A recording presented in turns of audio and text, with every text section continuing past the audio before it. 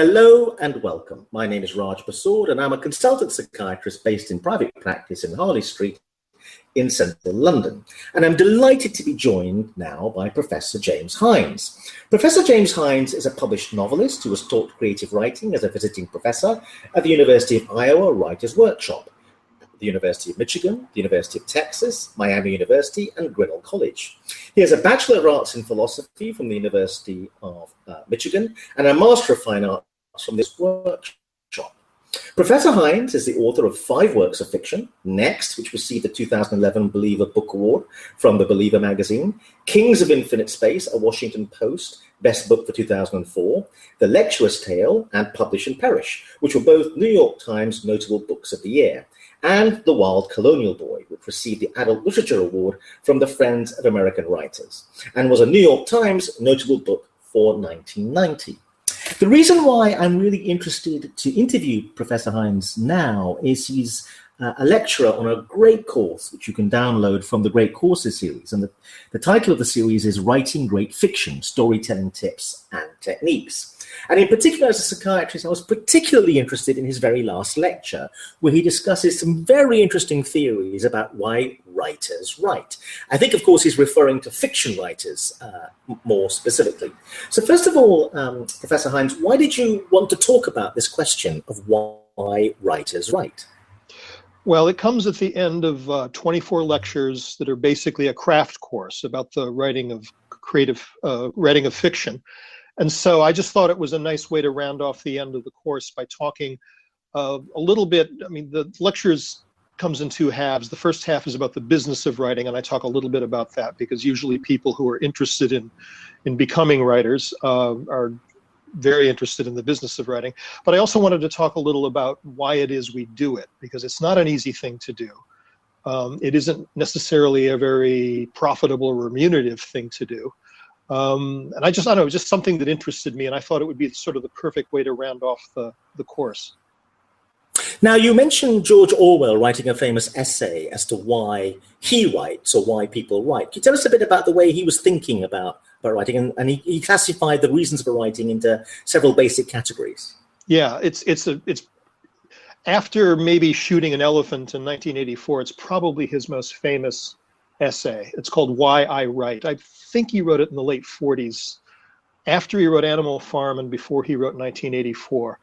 And it's basically him sort of talking very personally about the reasons why he writes, you know, what drove him to write. And he divided it into 4 bullet points, basically. One, I think, was egoism, just, you know, wanting to, you know, liking the applause, liking the attention. Another he called aesthetic impulse, which was taking pleasure in putting words together and in the careful crafting of words. One, I think the third one was historical impulse, the desire to explain things as they are. And then the fourth one for him, which was probably the most important one and the one he devotes the most time to in his essay, is the political impulse, because of course Orwell is probably, even now, probably still the most famous political essayist.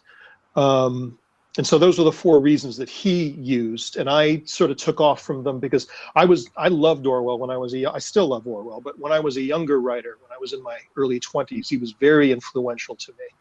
And I sort of adopted those 4 reasons as my 4 reasons. And as I've gotten older, I've sort of adapted his 4 reasons into a slightly different version of, you know, that are the reasons that I continue to write, or the reasons I tell myself I write.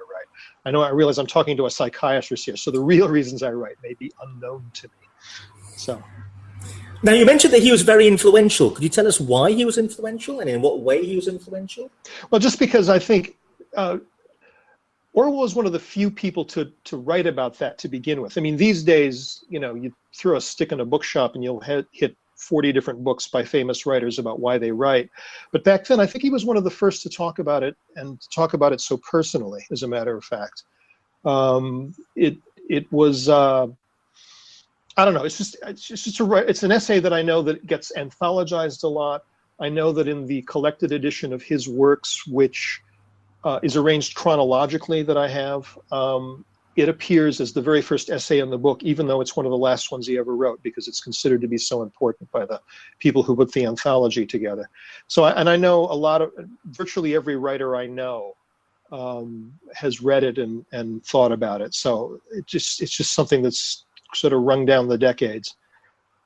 Now, one of the comments you make in your very interesting lecture is, I think you quote another writer as saying you should write as if your parents are dead. Yeah, that's Anne Lamott, yeah. Yeah, what does that mean? I don't want to speak for Anne Lamott. It's from a wonderful book, another very influential book that I think came out about 10, 15 years ago. It's by an American writer named Anne Lamott. And she wrote a terrific book called Bird by Bird. And some of it is just craft. I mean, most of the book is about craft. It's about, how to put a narrative together, how to structure your life as a writer. But she also, at the end of her book, in the same way that I do at the end of my lecture, she talks a bit about what it means to be a writer. And she talks, very honestly about it. And one of her great lines is, write as if your parents are dead, which is her way of saying, write fearlessly, write boldly, write with the understanding that you may offend people, that you may give away somebody's secrets, you may reveal things people don't want revealed, but you do it anyway, because the whole point is, unless you're writing truthfully, there's really no point in writing at all. So I think it was sort of her comic way of saying, just don't be afraid. But you also mentioned some other writers. I think you mentioned Graham Greene. Yeah, Graham Greene very famously said, all novelists or all writers have a sliver of ice in their heart. And then Joan Didion, the famous American novelist and essayist, has a very famous quote. I think it's from the beginning of her book of essays, Slouching Towards Bethlehem. She says, all writers are always selling somebody out, which is another way of saying, write as if your parents are dead, or all writers have a sliver of ice in their hearts. But I feel what you're getting at there is, at some level, and I'm paraphrasing, writers basically take someone they know and they put them in their books. No, it's not. It's a little more complicated than that. I don't think. Okay. I mean, some people do. Obviously, some people do. Right. I can't remember if I mentioned it in the lectures or not, but at one point I think I did talk about the writer Ann Beattie, an American short story writer and novelist, who once gave an interview in the New York Times where she talked about how she'd gotten quite good at giving dinner parties for her friends, because she often put her friends or characters thinly disguised versions of her friends in her stories. And so she got to be really good at giving dinner parties to smooth over any ruffled feathers. Not everybody does that. I mean, I don't do that. I guess, let me put it this way. You can't write about characters, which is what writing fiction is, unless you have some understanding of how people really are. And your entire understanding of how people really are, obviously, comes from your experience with other people and your experience of yourself.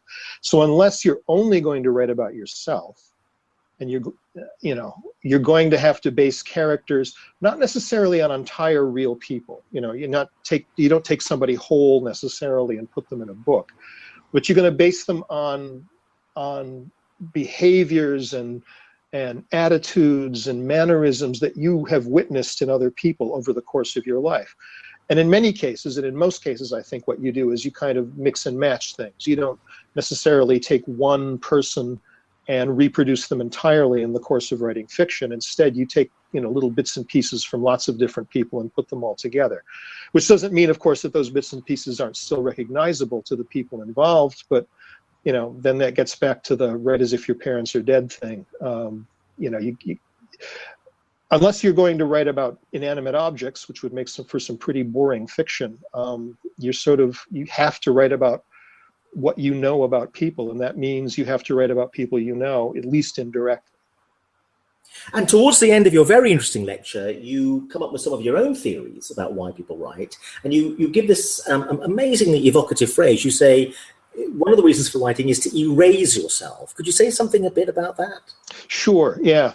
One of the things I've noticed over the years as a writer is that sort of the greatest satisfaction I get from writing. I mean, I love being published, and I love being reviewed, and I love having people say they like my books. And that gets back to the reason number one, that's, from Orwell, the egoism and the narcissism.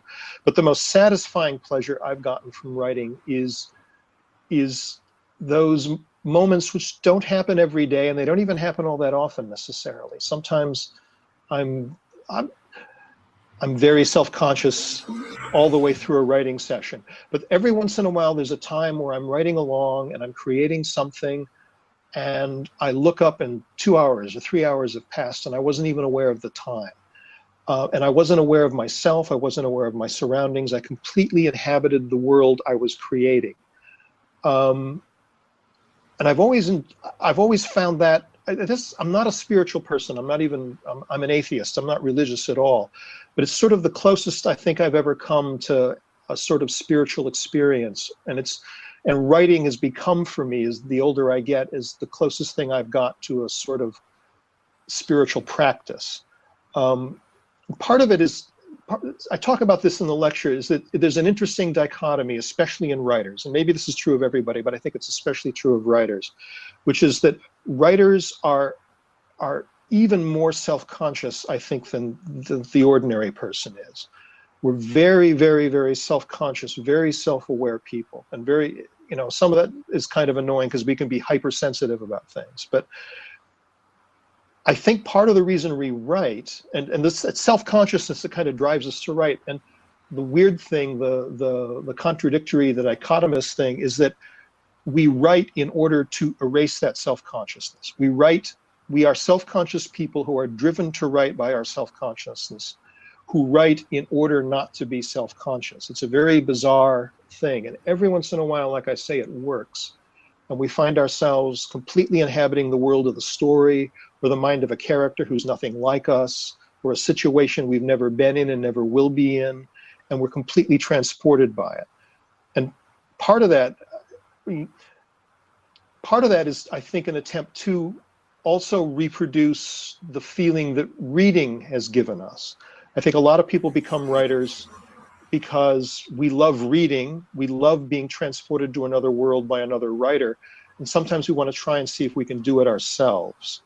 And so I think there's kind of two elements to it. There's this tension between, self-consciousness and self-effacement, but there's also this tension between really enjoying what somebody else has created and our wanting to see if we can do the same thing ourselves. So at the risk of oversimplifying, I think, what you're saying, one other way of putting it maybe is that writers have something about themselves, that self-consciousness, where at some level they want to escape from themselves. Exactly. And maybe all fiction or inhabiting imaginary worlds that we as readers consume fiction, it's also an attempt to escape as well. And so both parties are escaping at some level. Yeah, from something. Though I want to be careful about that word escape, because escape, people who dismiss fiction or dismiss certain types of fiction say, well, it's just escapist fiction, meaning it's just a way to turn your brain off for a while. And I think there's something with really good books, there's something much more profound than just escape. You're actually inhabiting another world. It's, I guess technically you're escaping the world you actually live in, whether you're sitting in bed just before you go to sleep, or just sitting on an easy chair reading a book, or whatever, sitting, on the subway reading a book. It's more than just escape. It's a kind of, I don't want to say transcendence, because that'd be way overstating it. But you are put into the mind of someone else, or put into a situation you never would have been put in otherwise. And I think it can be a really enriching and profound experience. It's not just, switching on the television and forgetting your troubles for a couple hours watching a movie or something. It's a little more profound than just escape. Well, there's a very interesting evolutionary psychology theory. Evolutionary psychology is about the idea that everything that we do has some kind of evolutionary purpose. It has some, it had some kind of survival value in our ancestral environment, and that's why we have these modules in our brain that we have. And they have a theory as to why we dream. And the idea is that in a dream, you rehearse experiences or events that you might encounter in real life. And it's kind of, you're kind of getting a chance to rehearse how to behave and that which might make you perform better in a real life situation. Like you might dream about being chased by a predator, and somehow that seems to assist you maybe in real life should you be chased by a predator. Now, I feel that a great book should help you escape, but then it should deliver you back into the world so that you experience the world or act in the world in a better way than before you read the book. So although it takes you out of yourself or out of the world, it should deliver you back into it at the end. And I don't know whether that's a very clumsy statement. Oh, no. I absolutely agree. I'll give you an example. This is actually something I talked about in several lectures in the course. One of my favorite short stories is a short story by Anton Chekhov called The Kiss. And what's interesting about the story is that in terms of traditional story plotting, nothing happens in it. It's basically a story about a gray little man who is offered a chance for passion, doesn't take it, and that's pretty much all there is to the story. It's a lot of fun. I mean, I hope that doesn't make it sound too dreary. It's a wonderful story. It's a beautiful experience to read. But I read that in a college class at the University of Michigan back in the 70s, and I was probably 19, 20 years old when I read this. And up to that point, I had read a fair amount of serious fiction. I started reading Conrad when I was already in high school, but I'd also read a lot of science fiction and genre stuff. But that was the first story I ever read that it just stopped me in my tracks, because it didn't do what the stories I had read up to that point had done, which is sort of set up a situation, a conflict, and then resolved it, and everybody kind of lived happily ever after. It was a story that showed me that sometimes nothing changes in a life, and sometimes a man can live an utterly depressing, sad little life and not realize it and never change. And I had a really strong reaction to that story when I read it for the course, because I had two reactions. One was it was so beautifully put together. And even at the young age of 19 and 20, when I'd barely begun to write myself, I could see that this story was just a masterpiece, that it was an almost perfect story. The other thing it did, though, is that it opened up a whole new way of looking at the world that never would have occurred to me. You know, I was young and I was still hopeful, and I'm still hopeful now. I don't want to say I'm not entirely despairing and bitter now that I'm getting old, but it was one of the first times I realized in my life that, you know, you can screw your life up and kind of not know you're doing it until years later. And that was a really profound, that was really something profound to read for a 19-year-old. And that story, like I say, that story was very much a watershed. I mean, that, to use another literary term, sort of literary / spiritual term, that story was, reading that story for the very first time was an epiphany for me, because I realized, A, there's a different kind of storytelling that I didn't know anything about, and Chekhov showed it to me. The other thing that Chekhov showed me was that life was more mysterious and dangerous and possibly sad than I had any inkling of until I read it. So it was a really remarkable experience. And so that story did exactly what you were talking about. It took me out of my own world into the life of a Russian military officer in the late 19th century. And it also gave me a deeper, profounder, much more adult understanding of my own life and my own world. So I'm going to ask you a question that's very unfair and may lead you to run screaming from the room. But okay. When I teach medical students, when I used to teach medical students, one of the first things I would ask them in the very first tutorial on day one is what is an education? What is an educated person? If you're sitting next to an educated person at a dinner party, what is it about them that indicates they're educated? And when I pose these questions to them, there'd be a long, long silence. And then one of the braver medical students would perk up and say, "Excuse me, Dr. Persaud, is this going to come up in the exam? Because if it isn't, why are we discussing it?" Yeah. Which kind of like made my point for me. So I'm going to modify that question and say, if you're sitting next to a well-read person, when I say well-read, I mean well-read in terms of fiction, can you tell that, do you think? I mean, is there something that you being a well-read person gives you, do you think? I mean, I know that's a very unfair question, but I wondered what your thoughts were. Yeah, I think you can tell. I mean, obviously you'd have to have a conversation with them. Just sitting next to them without speaking to them, you'll never know. But right. Yeah, I think you could. I mean, I think they would have a slightly more sophisticated view of the world, I would hope. a slightly more mature view of the world, a slightly more melancholy view of the world, which is probably revealing more about myself than I want to. Yeah, I think you could. I think you could. I wish I could give you a better answer to that, but that's what I got. That's okay. Now, the other reason why I think this question about why writers write is so interesting, particularly to psychiatrists and psychologists, is there's a lot of interest in that there may be a link between writing, or being a writer, or choosing to write, and being, if I can use a colloquial term, a bit unhinged, or having psychological problems, or being a bit dysfunctional. And what's really interesting, in particular, about your course that you give on the Great Courses series is, given that you taught and studied at the University of Iowa. The University of Iowa has one of the most famous writing programs in the US, for those outside of the US who may not be aware of that. And several psychiatrists, including a very famous psychiatrist, Nancy Andreasen, have chosen the University of Iowa as a place to do research on this link between the possibility of serious mental illness and there being a link with writers. And the research did seem to find there was a very strong link between mood disorders, being a bit bipolar or being prone to depression, and also things like alcoholism and being a writer. So I wondered if you have any thoughts about that, whether it actually does help the creative process to be a bit unhinged, as opposed to the alternative theory, which is that the lifestyle of being a writer, that the toughness of it, the uncertainty and precariousness of it, is what drives people into becoming a bit unhinged. Oh, I very much come down on the first part of that. I don't think that.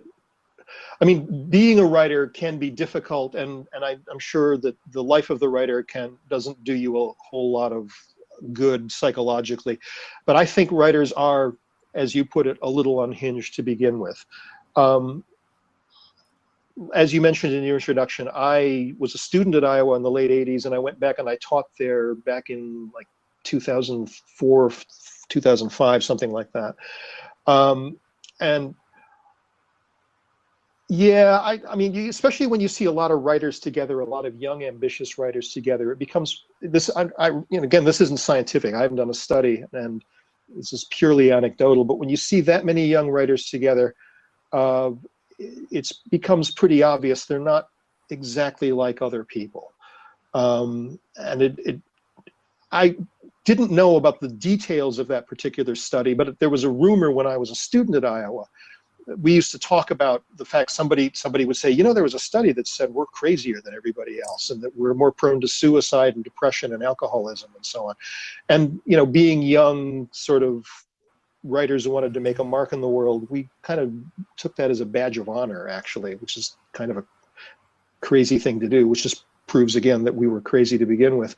But yeah, I think there's something a little bit off about creative people in general, which drives them to do it. And I've never thought too deeply about it, because it would mean, thinking perhaps a little bit more about myself than I really want to.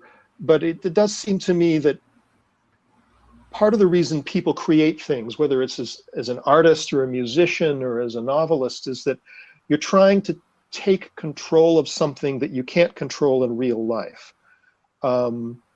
I've written, for example, a couple of two of my books are academic satires. And I think some people assume that because I've written a couple of successful academic satires that I really understand how academic departments work, that if I were ever to be in an academic department, which I've never really been in any permanent way, I've taught as an adjunct and then as a visiting lecturer for a bunch of places. But if I'd ever been in a department, that I would have been a kind of player, because I would have known, how to work the politics of it. But the thing is, in real life, I'm hopeless at that. I'm terrible at networking, and I'm terrible at that sort of thing. But when I'm writing about it, and I can look down on it as a sort of little god, and I can move these characters around and make them do what I want to, I can control an academic department in a way, and I can understand, even more importantly, I can understand how an academic department works in my own fiction in a way that I could never conceivably do in real life. And I've often wondered if part of the reason I write is to be able to take control of things or to explain things to myself that I can't quite work out in real life, which makes it sound a little bit like therapy, I guess. But I've always been kind of skeptical of that too, because I know a lot of writers, and I know a lot of writers who've written for a lot of years, and we don't seem to be getting any better. So I don't think that writing fiction necessarily helps us any. Well, it's been wonderful talking to you. We're running out of time a little bit. I want to ask you one last question. Again, maybe Sure. an unfair question, but I think that a lot of young people at school were encouraged to read, and our parents tell us that reading books is a great idea. And often we can get lost in a particular author, and particularly if an author has produced lots of sequels, like Agatha Christie, let's say, but she didn't do sequels, but has a voluminous output. We can get quite addicted to a particular author. We consume these books voraciously.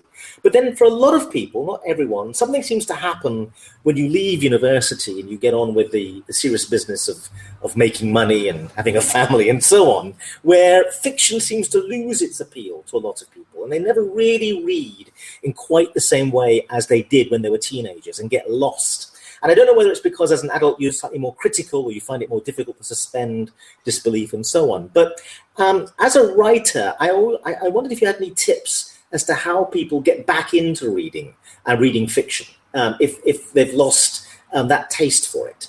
For those who already are really into reading fiction, this doesn't really apply. But given that one of the points you make in your last lecture about the difficulty of being a writer and how few writers really make it, it seems to me that one of the solutions is to get more people to read fiction. In other words, to enlarge the market, which will give then writers a better chance, as it were. But I wondered what your thoughts were about that. Well, that's certainly been my experience. I have a lot of friends who are my age or around my age who don't read as much as they used to. I think the interesting thing, though, that may make it kind of an uphill slog for people like me who write prose fiction, is that I don't think people lose that capacity for getting caught up in stories. Because one of the interesting things that's been going on for the last, say, 10 or 15 years is we've had this, what people are now calling like the second or third golden age of television. And I think people now, and I know a lot of people who are my age who used to read quite a bit, will now spend an entire weekend or a week binge watching a television series like Game of Thrones or Breaking Bad or something like that.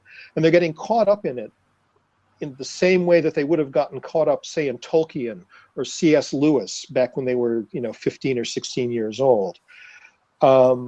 So as to how to get people to engage more with actual prose fiction when they've got, this infinite cornucopia online, via Netflix or iTunes or the BBC or whatever, that's kind of an uphill slog. And I wish I had a better answer for it. The cynic do we need to encourage people? Yeah, do we need to encourage people to be more persistent? I mean, one of the things about a book is it requires persistence in a way that watching a TV series doesn't. Is there something around that would be helpful? Yeah, and the thing is too, it's hard to make this argument without it sounding like eat your vegetables. But the thing is, reading a really profound literary novel like, say, Mrs. Dalloway, Virginia Woolf's Mrs. Dalloway, which it took me a long time to appreciate how good that book was. I tried to read it in my 20s, and it wasn't until I was in my 40s that I finally read it all the way through. And since then, I've read it a couple times, and I just love it. And it's an uphill climb trying to sell people on that book because there's no story. The prose is of consciousness, and it shifts from character to character in several sequences in a way that's very disconcerting and hard to follow. It's not as easy as watching 3 episodes of Breaking Bad. It's hard work. And so I don't know. I don't know if I've got an argument to get people interested in that kind of thing, except that if they do it, if they put in the work, I think they'll find that it's a much more satisfying and enriching and profound experience and life-changing experience than just watching another episode of Game of Thrones, much as I love Game of Thrones, and I'm as big an addict of that as anybody. But the thing is, you can get something more out of a book because in order to really engage with the book, you have to work at it. And by working at it, you find yourself even more deeply in the world of the writer and in the head of the character. And it's just a much more profound experience. But like I say, that's a hard sell. Well, Professor Hynes, many thanks indeed for talking to us. Well, thank you for the fact that you're the author You're the author of 5 books, works of fiction, including Next, Kings of Infinite Space, The Lecturer's Tale, Publish and Perish, and The Wild Colonial Boy. Professor Hynes, thank you very much indeed. Thank you.